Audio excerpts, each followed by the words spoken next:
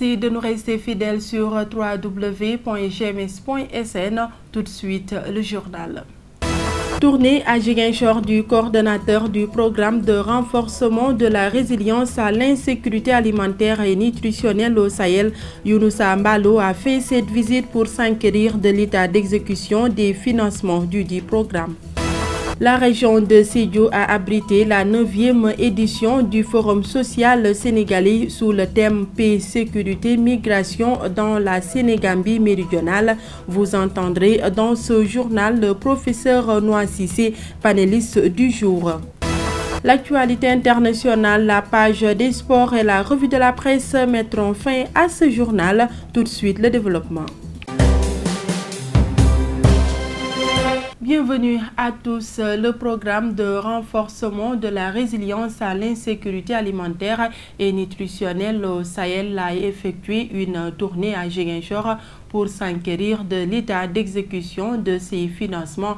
Younoussa Mbalo, coordonnateur national de P2RS, a fait face à la presse mercredi pour tirer le bilan de sa tournée. Le financement global du programme, en tout cas en ce qui concerne la BAD, c'est environ 18 milliards et demi. 18 milliards et demi. En réalité, si on fait un tout petit peu la répartition, la région de Ziguinchor, globalement, les investissements qui sont prévus vont tourner aux alentours de 3 milliards et demi, 4 milliards à peu près.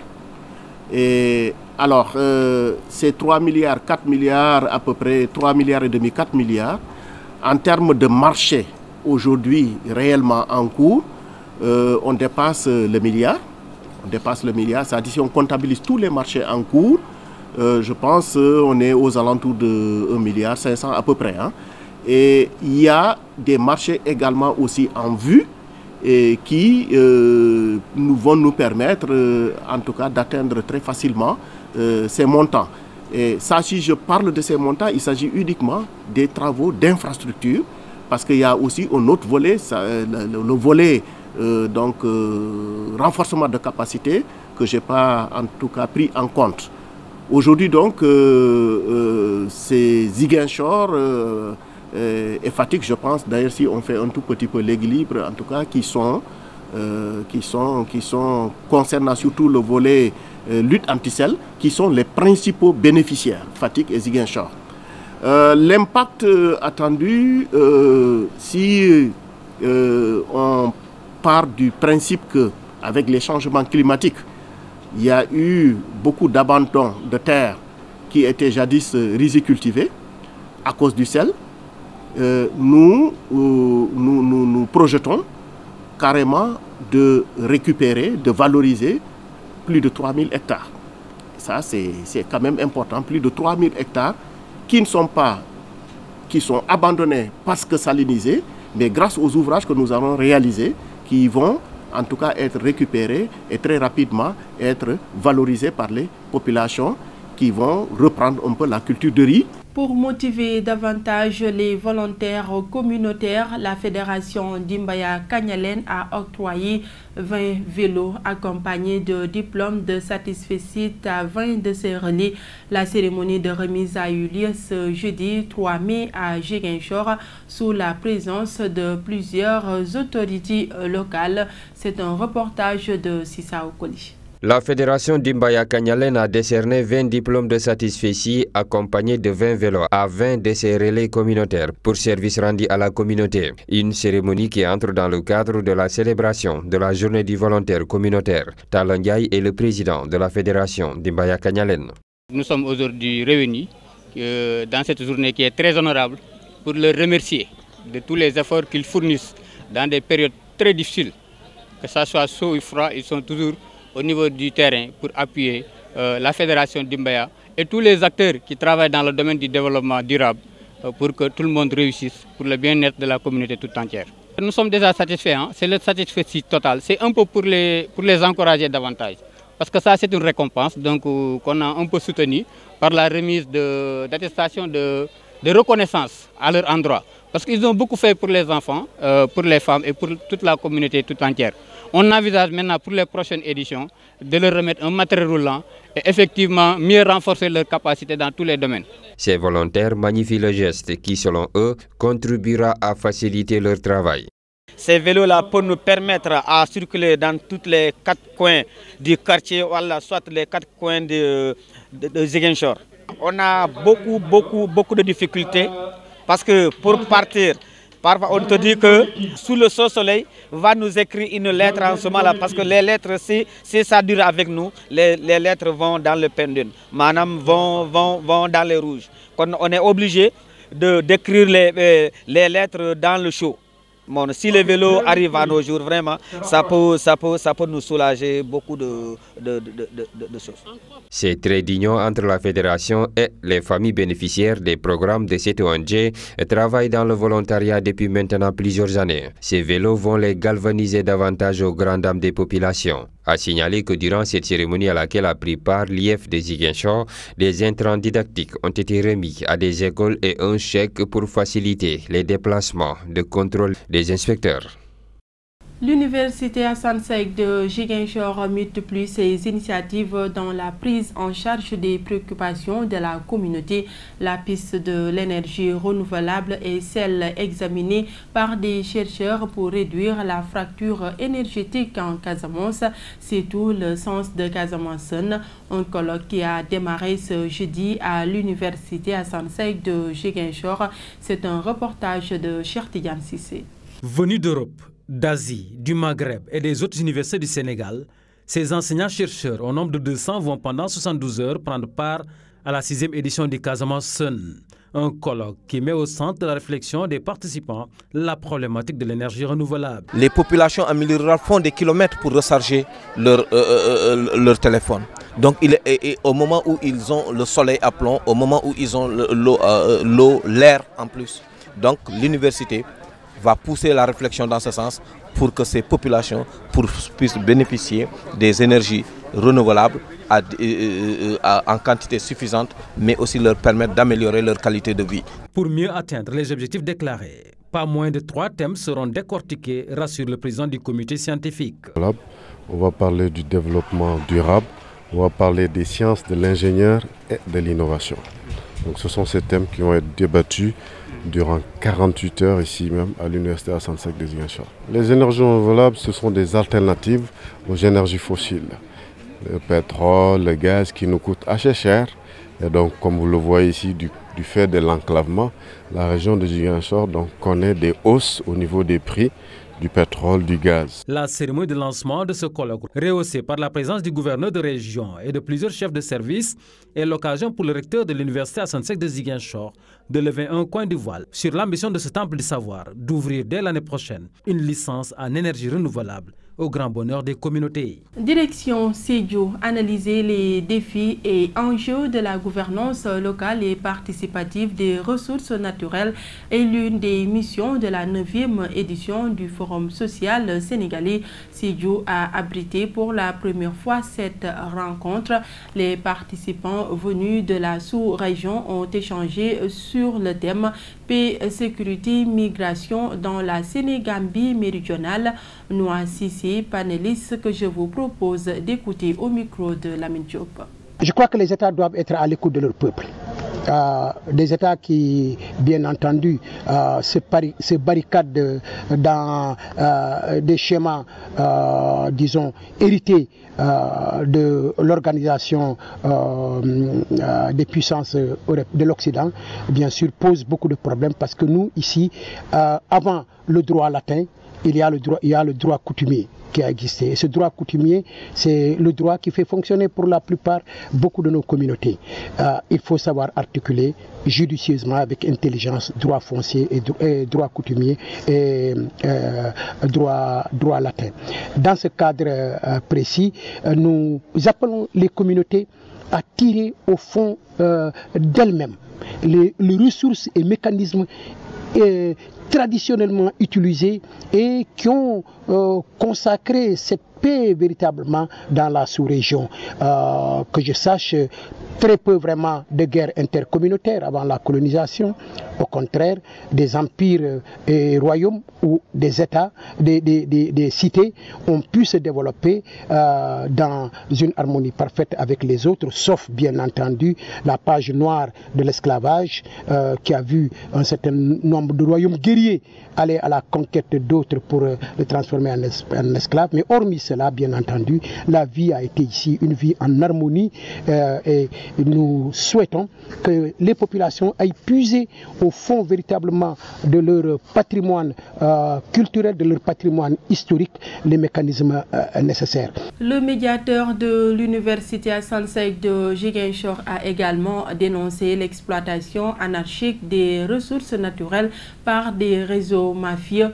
Au micro de notre reporter Noa Sissi met en garde les populations sur les conséquences néfastes de cette pratique.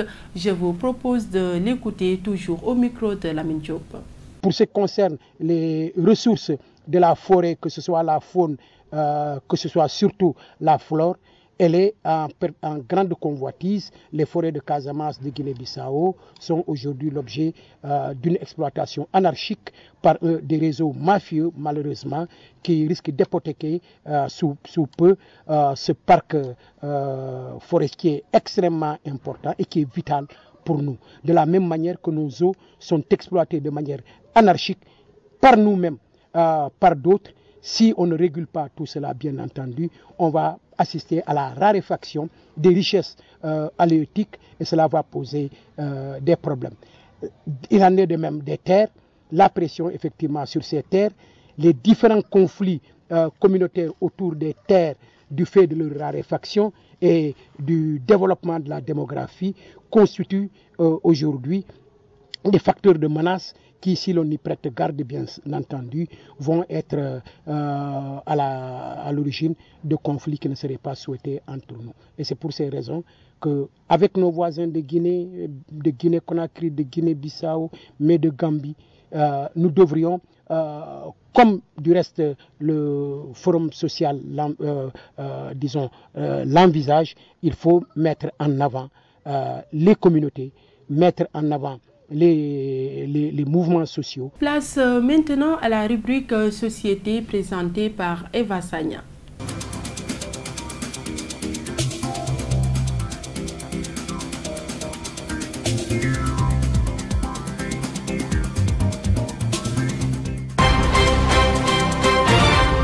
Chers internautes de GMS.sn, amis auditeurs de la 89.3 FM, bienvenue dans cette rubrique Société. Le 1er mai est célébrée la Journée internationale du travail. À l'instar des autres capitales régionales, s'est tenu à Kaolack un défilé des centrales syndicales sur la principale avenue de la ville, Basile Diogoye Senghor, et une remise symbolique du cahier des doléances aux autorités administratives.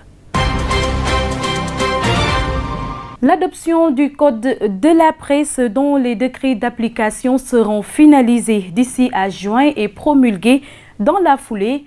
L'État du Sénégal précise son plan de redressement de la presse publique. Le ministre de la Communication, des Télécommunications, des Postes et de l'Économie numérique a par ailleurs donné vendredi dernier les contours du plan de l'État pour accompagner la presse sénégalaise. Selon le classement mondial de la liberté de presse, le Sénégal occupe la 50e position. Considéré comme l'une des démocraties les plus stables du continent, le Sénégal dispose d'un paysage médiatique pluriel et la Constitution de 2001 y garantit la liberté de l'information. Les atteintes contre les journalistes se sont espacées ces dernières années, mais certains sujets restent tabous. Plusieurs médias ont été convoqués et intimidés pour avoir rapporté des faits de corruption. Les radios qui donnent la parole à des critiques du régime peuvent subir des pressions, tandis que les journalistes sont susceptibles d'être condamnés pour diffamation. Mais les cas sont rares au Sénégal. Les médias sont de plus en plus pris en tenaille depuis l'adoption en juin 2017 d'un code de la presse qui ne dépénalise pas les délits de presse et prévoit la saisie de supports de diffusion, la suspension ou la fermeture d'organes de presse en cas. Dans la capitale sénégalaise, c'est une guerre sans merci que le préfet de Dakar vient de déclarer à la chicha et au tabac à l'issue d'une opération coup de poing enclenchée par l'autorité préfectorale en collaboration avec le programme de lutte contre le tabac. La gendarmerie a saisi plusieurs fumoirs de chicha. Une amende de 5 000 francs CFA a été infligée aux fumeurs surpris en flagrant délit dans les lieux publics. À Sédhiou, 150 cas de grossesse non désirée, dont un cas de viol d'une élève en classe de CM2, sont notés suite aux études menées sur les cas de grossesse en milieu scolaire. Une révélation faite par Madiaou Kandji, adjoint au préfet de Sédhiou, à l'occasion du forum sur le mariage des enfants organisé par la RADDHO. Oui, selon nos informations, nous savons déjà que pour l'année scolaire, il y a déjà 150 cas de grossesse avérés. Et dans ces 150 cas, il y a un cas au moins qui a été victime d'un viol, d'une élève de CM2. Ça vraiment se dit que vraiment c'est alarmant. C'est alarmant pour une année scolaire et surtout pour en tout cas une ville en émergence. Donc, quand on sait que nous, notre préoccupation, c'est les ressources humaines et on compte beaucoup sur les femmes, ça vous dit, ces 105 femmes ne sont plus en tout cas prévisibles pour qu'ils restent à l'école. C'est-à-dire ça des cas d'abandon et compte du contexte actuel, en tout cas ce qui est cette année, il faut que ces élèves-là. Donc là, vraiment, il faudrait, ça doit s'arrêter. Et je te l'ai dit tantôt, toute la communauté est impliquée. Les parents d'abord. Parce que également, moi je considère que l'espace de socialisation première, c'est la famille. C'est là où on doit inculquer des valeurs aux filles. Maintenant, il y a l'école, il y a la rue. En tout cas, nous, on a mis un dispositif qui permettait en tout cas d'encadrer les filles jusqu'à achever son école. Le fait qu'on dit que l'élève doit rester au moins 10 ans à l'école, ça c'est déjà des garde-fous. Pour nous permettre en tout cas de terminer son cycle et peut-être de faire autre chose. Si on a la chance d'avoir un diplôme, de poursuivre. Si on n'a pas la chance d'avoir un diplôme, on a au moins la capacité de pouvoir diriger un projet ou faire autre chose. Donc en tout cas, le maintien des filles à l'école, c'est un préalable. Et alors on ne peut pas y arriver avec ces cas de grossesse, c'est alarmant. Il faudrait que cet enfant-là, quand même, porte son propre combat. Parce que tout ce qui fait ça, moi, est contre moi. Si l'enfant déjà est conscient de son droit, il doit arriver en tout cas à convaincre ses parents en étant négociateur, bien sûr. Je ne voudrais pas aujourd'hui que les enfants construisent en tout cas un tiraillement entre famille, femme et enfant. Non, non, non. Mais il faudrait que l'enfant soit un négociateur pour arriver à convaincre son papa, sa maman. C'est tout pour votre rubrique Société. Je vous retrouve vendredi prochain pour une autre actualité. Au revoir.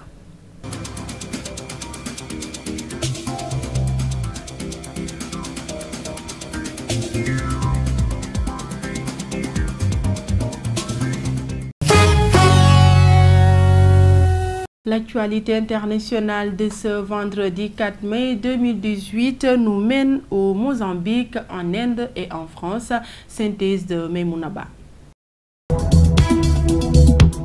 Au Mozambique, il était une figure incontournable de la vie politique. Afonso Dhlakama, leader du principal parti d'opposition, est mort jeudi 3 mai à l'âge de 65 ans. Ancien guérilla devenu leader politique, Afonso Dhlakama a dirigé la Renamo pendant 39 ans. Sa carrière débute au moment de l'indépendance. Il rejoint les rangs de Frelimo, le Front de libération du Mozambique. En 1975, l'indépendance est arrachée et un an plus tard, Afonso Dhlakama quitte le mouvement qui est trop proche de Moscou selon lui, avec le soutien actif du régime d'apartheid de l'Afrique du Sud voisine. Il participe à la création de la Renamo, la résistance nationale du Mozambique. Il prend la tête de ce mouvement en 1979. La situation politique du Mozambique se dégrade et le pays s'enfonce dans 16 années de guerre civile brutale jusqu'en 1992. Lorsqu'Afonso Dhlakama signe un accord de paix avec l'ancien président Joaquim Chissano. Mais en 2013, la Renamo reprend les armes dans le centre du pays. Elle reproche au parti au pouvoir sa mainmise dans la région. Retranché dans les montagnes, Afonso Dhlakama va toutefois proclamer un cessez-le-feu pour faire avancer les négociations avec le pouvoir. Même si aucun accord formel n'a jamais été signé avec le gouvernement, la trêve est respectée des deux côtés. Ces derniers mois, les pourparlers de paix ont même connu de grandes avancées. Son décès risque donc de replonger le pays dans l'incertitude. En Inde, Des éléments déchaînés ont entraîné la mort d'au moins 125 personnes ces derniers jours. Ce bilan est principalement imputable à des tempêtes de sable parmi les plus meurtrières depuis plusieurs décennies. Au moins 111 personnes ont péri en raison de vents soufflant jusqu'à 130 km/h dans le nord du pays au cours de la nuit de mercredi à jeudi. 73 ont été tués dans l'état d'Uttar Pradesh, 36 dans celui du Rajasthan et 2 dans celui du Punjab. Dans un épisode météorologique distinct, la foudre avait fait par ailleurs provoquer la veille la mort de 14 autres personnes dans l'état méridional d'Andhra Pradesh. D'une rare violence, le vent de la tempête de sable a déraciné des arbres, abattu des murs de maisons, renversé des pylônes électriques. Des événements similaires surviennent chaque année en Inde, mais généralement sans causer des destructions d'une telle ampleur. Nouvelle-Calédonie. Une marche bleue, blanc-rouge a rassemblé quelques 4000 personnes selon la police dans les rues de Nouméa, vendredi 4 mai, pour défendre la Nouvelle-Calédonie française. Ce rassemblement visait à faire passer un message à Emmanuel Macron au deuxième jour de sa visite dans l'archipel et à 6 mois du référendum sur l'indépendance du territoire. L'idée est de montrer au président de la République et aux métropolitains que la majorité des Calédoniens veut rester dans la République française, a déclaré Sonia Bakes, présidente des Républicains calédoniens. À l'initiative de cette marche bleu-blanc-rouge, le rassemblement LR et le Front National avaient également appelé à s'y joindre le sénateur Pierre Frogier et le président du congrès local Thierry Santa étaient présents aussi. La page des sports, c'est l'affaire de Mahfous Kouyaté. L'équipe du Jaraaf a confirmé sa place de leader de la Ligue 1 en allant gagner à Louga contre le Ndiambour 2-0. Ce jeudi pour le compte de la 24e journée du championnat. Avec ce succès, l'équipe de la Médina, 47 points plus 17, maintient son écart à 6 points de la Sonacos, deuxième de la Ligue et qui avait gagné 2-1 mercredi devant Guédiawaye FC. À côté de ce succès, la 24e journée a été marquée par la victoire en championnat de l'US Ouakam qui a battu Niatali 1-0. L'US Ouakam qui a rejoint la Ligue 1 après un jugement en sa faveur au tribunal arbitral de sport ayant cassé les décisions des instances sportives nationales la condamnant à 5 ans de suspension a attendu son 17e match dans le championnat pour gagner son premier match. L'US Ouakam avait été jugé par les juridictions sportives locales exclusivement responsables des incidents ayant occasionné le décès de 8 supporters du Stade de Mbour lors de la finale de la Coupe de la Ligue du 15 juillet dernier. À Ziguinchor et au Stade Aline Sitoé Diatta, les Casa Sport qui recevaient le Stade de Mbour se sont partagés les points 2 buts partout. À la fin du match, le coach Athanas Tende du Casa Sport et Abdou Gueye du Stade de Mbour ont livré leurs sentiments que nous vous proposons d'écouter. Après une telle prestation, il n'y a que du regret au bout. Parce que je pense que nous venons de perdre 2 points qui pouvaient être très précieux dans la course par rapport à notre objectif. Bon, maintenant, je crois qu'il va falloir tirer les leçons de tout ça parce que sur les 2 buts qu'on a pris en première période, qui nous ont véritablement compliqué les choses, je crois que ce n'est pas encore une fois très sérieux. Quand je pense que nous venons déjà d'un derby que nous avons perdu, et de la même manière, je crois que la leçon n'a pas été tirée. Et ça, je crois que c'est des comportements pour lesquels je crois que nous devons continuer à insister dans ce sens. Mais je crois que personnellement, je ne sais pas qu'est-ce qu'on peut par rapport à de tels comportements. Parce que ces types de buts, on ne peut pas les expliquer. Bon, maintenant, Dieu merci, on a su revenir. Et peut-être même gagner le match parce que je pense que sur la dernière action, l'arbitre de touche, s'il prenait ses responsabilités, franchement, ce ballon a franchi. Bon, maintenant, c'est un humain aussi, c'est peut-être une appréciation de sa part. En tout cas, pour moi, c'est regrettable parce que j'estime qu'on a perdu 2 points très précis. C'est nous qui avons perdu 2 points. On mène 2-1 en deuxième mi-temps. On laisse l'adversaire avec le ballon, en voulant court gérer le score. Finalement, on a concédé un penalty. C'est des faits de jeu, on accepte. Et on encourage les gosses en se préparant pour dimanche. Bien sûr, il y a eu cassure. Avant le match, j'ai fait un interview avec la tribu de Stade de Mbour. J'ai expliqué qu'on est resté 2 semaines sans jouer. On devrait jouer avec Wakam. Malheureusement, le match n'a pas eu lieu. La semaine d'avant, on était exempt. Donc on est resté 2 semaines sans jouer. On s'est rabattu sur des matchs amicaux. Tout le monde sait que les matchs amicaux ne remplacent pas la compétition. Bon, en deuxième temps, on a souffert, on a tiré la langue, on a beaucoup souffert. Voici les résultats de cette 24e journée réduite en 6 matchs en raison du report du match Dakar-Sacré-Cœur Génération Foot. US Ouakam Niattali 1-0, Casa Sport Stade de Mbour 2 buts partout, Mbour Petite Côte Teungueth FC 3-0, Jaraaf Ba Ndiambour 2-0, AS Douanes 3, Diambar 1. En Ligue 2, l'équipe de Dakar Université Club Duc a réussi une bonne opération ce jeudi lors de la 23e journée en gagnant 1-0 devant le leader Las Pikine. Cette victoire est d'autant plus précieuse qu'au même moment, les 2 autres équipes prétendantes à la montée, l'US Gorée et la Renaissance, se sont neutralisées 2 buts partout. Avec ce succès, le Duc reste toujours 4e, mais compte désormais 38 points et se situe à 2 points du 3e, la Renaissance de Dakar, 39 points. Las Pikine demeure leader avec 45 points, mais voit ses successeurs immédiats réduire l'écart à 3 journées de la fin de la Ligue 2. L'US Gorée 2e remporte désormais 41 points. À la fin de la saison, les 2 premiers sont promus en Ligue 1 et les 3 autres sont relégués en National 1, Division 3. Les résultats suivants ont été enrichis au cours de cette 23e journée de Ligue 2. Ngor s'est incliné devant Kayor Foot 2-0. Yego a battu Keur Madior 1-0. EG Fatick Africa Promo Foot 1-2. Ethic Sport 1-0. Ndadiet Diamano 0 but partout. AS Pikine Duc 0-1. Renaissance US Gorée 2 buts partout.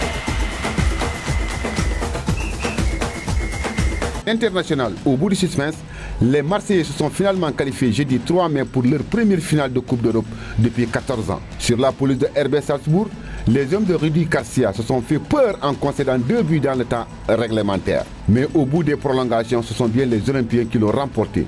Délivré par Rolando, les coéquipiers de Dimitri Payet retrouveront l'Atlético de Madrid, vainqueur 1-0 d'Arsenal sur leur pelouse dans l'autre demi-finale. L'affiche finale de la Ligue Europa se tiendra sur la pelouse de Lyon le mercredi 16 mai.